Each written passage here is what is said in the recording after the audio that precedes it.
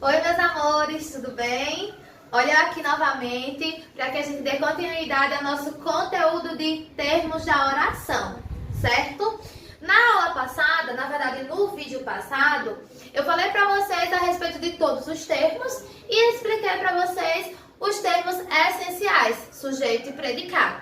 Na aula de hoje, nós veremos os termos integrantes e os acessórios, ok? Os termos integrantes são divididos em objeto direto, objeto indireto, complemento nominal, predicativo e agente da passiva, certo? Então vamos lá. Como eu disse a vocês, os termos essenciais são imprescindíveis para que a oração seja construída. Porém, os termos integrantes também são de muita importância para a construção do sentido da oração. A diferença é que nem sempre a oração vai necessitar de um termo integrante. Por exemplo, nem sempre uma oração vai precisar de um objeto direto ou de um predicativo.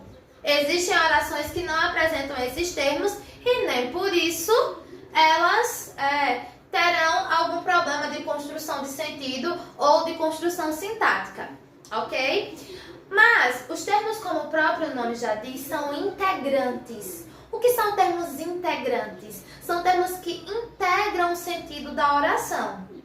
Quando a oração precisa deles, eles têm que aparecer. Por exemplo, no caso do objeto direto, né? O que é um objeto direto? O objeto direto também pode ser chamado de complemento verbal. Por quê? Porque ele completa o sentido do verbo, certo? O verbo que o objeto direto vai completar é aquele verbo transitivo direto. Professor, o que é um verbo transitivo direto? Vamos partir do princípio. Isso vocês já viram em anos anteriores, a gente vai revisar também esse ano, certo? Mas agora a gente está fazendo uma revisão geral dos termos da oração e vocês precisam saber disso. Os verbos transitivos são aqueles que não têm sentido sozinho. Eles precisam de um complemento verbal. Os verbos transitivos podem ser diretos, indiretos ou transitivo direto e indireto. Veremos isso como funciona melhor depois. Então, o verbo transitivo direto obrigatoriamente tem como complemento o objeto direto.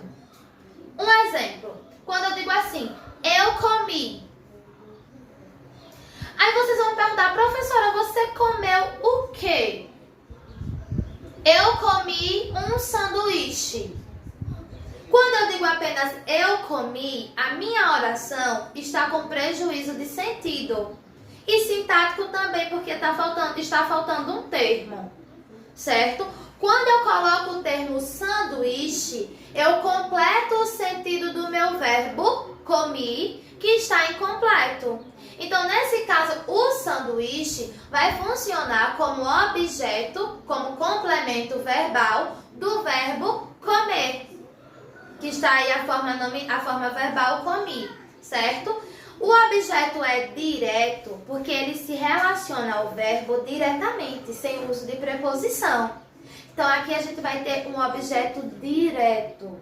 O objeto indireto funciona da mesma forma do objeto direto.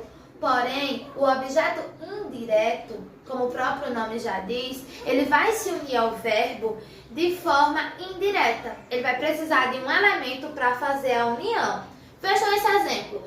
Gabriela gosta de sorvete. Gabriela gosta de sorvete. Lembram lá, Gabriela, sujeito, gosta de sorvete, predicado. Dentro desse predicado, eu tenho um verbo aí, que é o verbo gostar, certo? E esse verbo, ele é transitivo indireto, ele precisa de complemento e esse complemento tem que vir acompanhado de uma preposição. Oxe, professora, como assim? Se eu digo Gabriela gosta, se eu digo apenas Gabriela gosta, essa informação estará completa? Não. Por que essa informação não está completa? Porque quem gosta, obrigatoriamente gosta de algo ou de alguém. Nesse caso, Gabriela gosta de sorvete, certo? Então, essa oração, para que o seu sentido seja completo, ela precisa de um complemento, no caso, o objeto indireto. E esse objeto será indireto justamente pela presença da preposição de, que vocês estão vendo aí, unindo o sorvete ao verbo gostar, certo? O outro termo da oração integrante é o complemento nominal. O complemento nominal vai funcionar mais ou menos igual ao complemento verbal. A diferença é que, como os próprios nomes já deixam claro, é que o complemento verbal completa o sentido do verbo. O complemento nominal vai completar o sentido do nome. E normalmente esse nome pode ser um substantivo, um adjetivo ou um advérbio.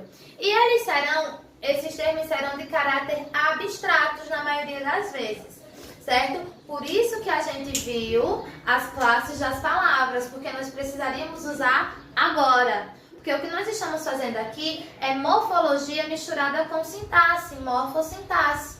O que é morfologia? É o estudo da classe das palavras. O que é a sintaxe? É a função das palavras dentro da oração. Então, aqui a gente tanto está vendo a função, no caso dos termos, como também estamos vendo a questão da morfologia, observando a que classe cada palavra pertence. Então, voltando à questão do complemento nominal. O complemento nominal, ele vai ser usado para completar o sentido do nome. Por exemplo, no seguinte caso: eu tenho medo de altura. Quando eu digo eu tenho medo de altura, o sujeito eu tenho medo de altura, predicado. Dentro desse predicado eu tenho o verbo ter, que é transitivo direto, que é completado pela palavrinha medo aí. Eu tenho o quê? Medo, ok. Mas quem tem medo de algo ou de alguém. Eu tenho medo de quê? De altura. Então, esse de altura completa o sentido do nome medo, certo? Por isso que ele é chamado de complemento nominal, porque medo é um nome que necessita de complemento. E nesse caso em questão, o complemento é a expressão de altura, complemento nominal, ok? Com relação ao predicativo, vamos lá. O que é o predicativo do sujeito? O predicativo do sujeito é uma qualidade do sujeito que vem separadinha dele porque ela virá lá no predicado. Então, o predicativo do sujeito é uma qualidade do sujeito que vai vir dentro do predicado, normalmente depois de um verbo de ligação. Então, observem a expressão. Juliana está linda. Juliana está linda. Como sujeito da minha oração eu tenho Juliana, o predicado dessa oração é está linda. E esse predicado é formado pelo verbo estar, que é um verbo de ligação, porque indica estado, e pela palavra linda. Linda não é uma característica de Juliana? Só que linda não veio junto de Juliana no sujeito. Linda veio dentro do predicado. Então, nesse caso, linda vai ser chamado de predicativo do sujeito. Por quê? Revisando, predicativo do sujeito por quê? Porque é uma qualidade do sujeito Juliana que está dentro do predicado dessa oração. Então, o predicativo, como eu já tinha dito a vocês, é uma característica do sujeito que vem dentro do predicado, certo? Por fim, nós temos o agente da passiva, que a gente também vai ver com mais calma as vozes do verbo. Eu sei que o ano passado foi muito complicado para vocês, muita gente acabou não conseguindo assistir às aulas, muitos conteúdos que foram trabalhados vocês acabaram não tendo acesso por diversos motivos, mas a gente vai adequando e a gente vai conseguindo revisar tudo com bastante calma. Então vamos lá. O agente da passiva é o termo que comete a ação quando o sujeito sofre. Lembra que eu disse a vocês lá na outra aula que o sujeito pode praticar, sofrer a ação ou ainda ser aquele de quem nós declaramos algo? Pois é, o agente da passiva é o elemento que vai praticar a ação quando o sujeito sofrer. Como assim, professora? Vejam o seguinte exemplo. O assaltante foi preso pela polícia. A gente tem aí o assaltante, que é o nosso sujeito, foi preso pela polícia, o predicado. E percebam que o assaltante, que é o sujeito, ele sofre a ação, ele não pratica. Mas quem é que pratica a ação? A polícia. Então, esse termo é que é considerado o agente da passiva. Por quê? Ele não é o sujeito, mas ele pratica a ação verbal quando o sujeito é paciente. Como eu disse, nem sempre o agente da passiva aparece, mas quando ele aparece, ele é imprescindível. Ok? Meus amores, eu tinha dito que iria falar com vocês a respeito dos termos acessórios, porém essa aula vai ficar muito extensa se eu for falar sobre os termos acessórios hoje.